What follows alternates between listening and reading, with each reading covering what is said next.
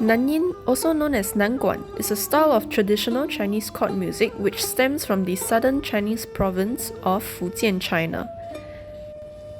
In the 7th century, between the Sui and Tang dynasty, Quanzhou, which was a major port in Fujian, was affirmed as the starting point of the maritime Silk Road trade routes.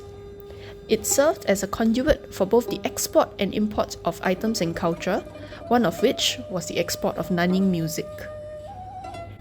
Fast forward 200 years later, as Nanyin is still deeply rooted in the social life of the Minnan people of China as well as those who have travelled to Southeast Asia in the late 1800s, when Fujian immigrants started migrating to Singapore for work, Nanyin music was officially brought over.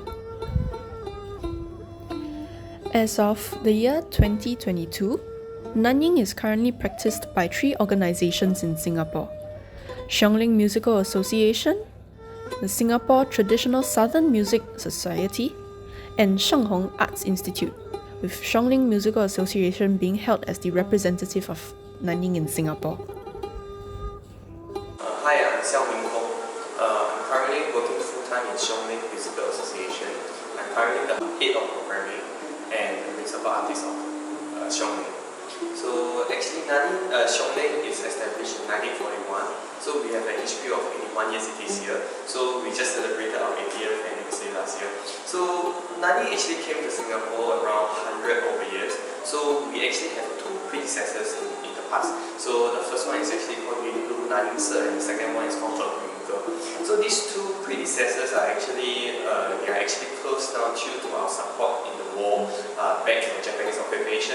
So in 1941, actually one of the famous Chinese businessmen called Li Zhongshi actually promised the government that Xiongling will not participate in any charity fundraising to support the war back in China. So the government decided to allow us to open in 1941, which we then named Xiongling Yingyue Se. So in English, Xiongling Musical Association. So actually in the past, when it's 1941 to 1960s, actually Nanyin is quite well loved by Singaporeans. Especially you can see that in the past, Nanyin is actually played in Rediffusion, one of the radio network company in the past called Rediffusion. So they actually regularly played Nanyin and have a live Nanyin performance in the past. But due to the Speak Mandarin campaign back in the 1960s, people start to not speak Minnan dialect. So this led to a decline in Nanyin. So because Nanyin is actually it's sung in Minnan dialect, so actually to a certain extent you have to understand Minnan dialect to really appreciate Nanyin. So luckily for us, we have our late chairman, Mr. Peng Masing, actually saw the decline in Nanyin and he felt really upset. So he did a lot of things to revitalize this art form. He wrote new lyrics to compose into new Nanyin songs. So these lyrics are all more relatable to the audience then, to Singaporeans then. One example will be Fan Shu Zhou, which is talking about sweet potato porridge, which everyone can see every day, whatever they eat last time. So he moved on in writing Gan Huai, another story that he actually was betrayed by his good friend. So all these songs are naturally 3 to 11 minutes, which are shorter than the original 9 songs, which are about 8 to 20 minutes. So it became more relatable for the audience then. Then slowly he actually recruited a lot of young practitioners then. So by using Lyrian opera, so he actually recruited 10 over young practitioners to learn Lyrian opera and Nanyin. So from then on, some of the executives that we have now are actually the successors of Mr. Teng. So they actually followed his spirit of revitalization. So till now, this is why Xiongling is continuing making new works, new theatre works to bring Nanyin to wider audience, even the international platform.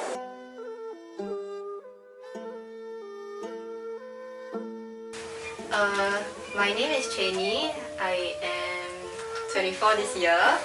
So I'm actually a Hu student at NAFA in Diploma 3 now.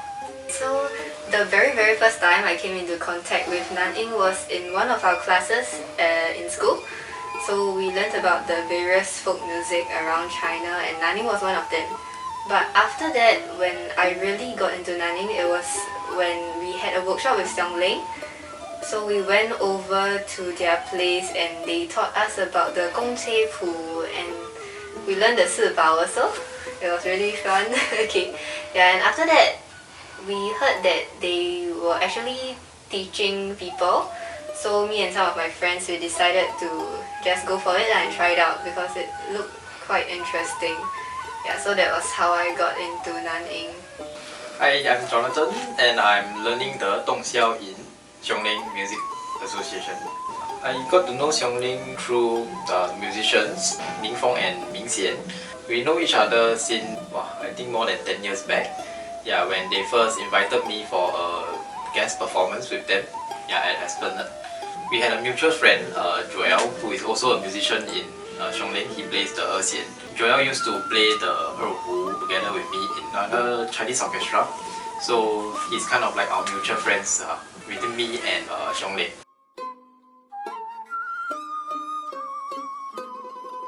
So actually following the spirit of Mr. Dick Martin, actually they have been trying to revitalize Nanyin in all format, no matter of performance, music, or even stage presence, or whatever you can see on the stage.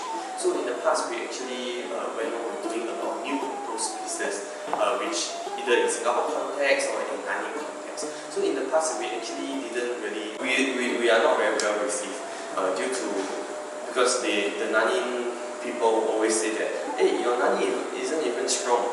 Why are you doing new things? So we realized that this problem is actually very fatal to Xiangling because our foundation are not strong in Nanyin in the past. So we realized that we actually have to learn traditional Nanyin, or rather lay our foundation really strong before we do any new pieces in Singapore. So we actually spent about 4-5 years just to learn traditional Nanyin from our master in Beijing China, Cai Weibiao Lao Shi. One of the more unique production that Xiangling did was back in 2008. That was when I was just a little boy, doing some backstage work. So our artistic director and executive director then, which is Celestina Wang and Ling Xiaoling, they actually thought of something that they need to make Nanyin more acceptable to the audience in Singapore, right? Because Nanyin is, like I said before, is sung in Minang dialect. So a lot of people do not really understand Nanyin. So they want the audience to come to watch this performance as an audience and not here to appreciate Nanyin, how to appreciate Minang dialect. No, they want the audience to see this as an artistic performance. So they actually created a performance series called Soul Journey. So in this Soul Journey, we actually added theatrical elements. We actually added dance, Lyrian opera, tabla, which is a famous Indian instrument, percussive instrument. So we actually use Si Bao as one of our main instruments, which is not widely done in Nanyin. So this performance eventually was very well received, and until now, in 2018, we actually performed a 10-year series, Soul Journey 10-year series, as to commemorate this program in Esplanade Concert Hall.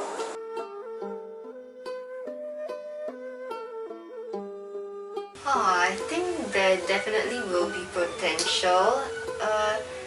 From what I understand, the way they are promoting Nanyin is by combining the traditional forms of Nanyin with something that's more modern, such as I went to one of their concerts last time and they had a really cool setup, and there were other instruments beside Nanyin like electric guitars, things like that. So it attracts the younger people, I suppose, who are not so familiar with traditional music. So at least this is something that will allow more exposure to a larger pool of audience. Okay, I only started learning the Dongxiao, which is the Nanyin instrument, 2 years back. Before that, I was playing the Dizi as a guest musician with them.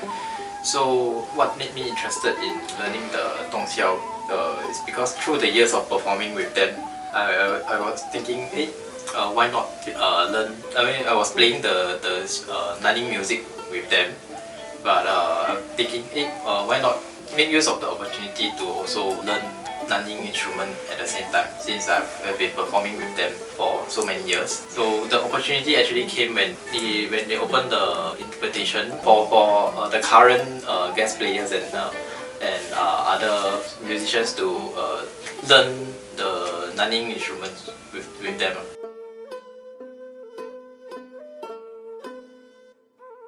I know there are besides Xiongling, but I actually don't know their names, so I'm not very familiar with them.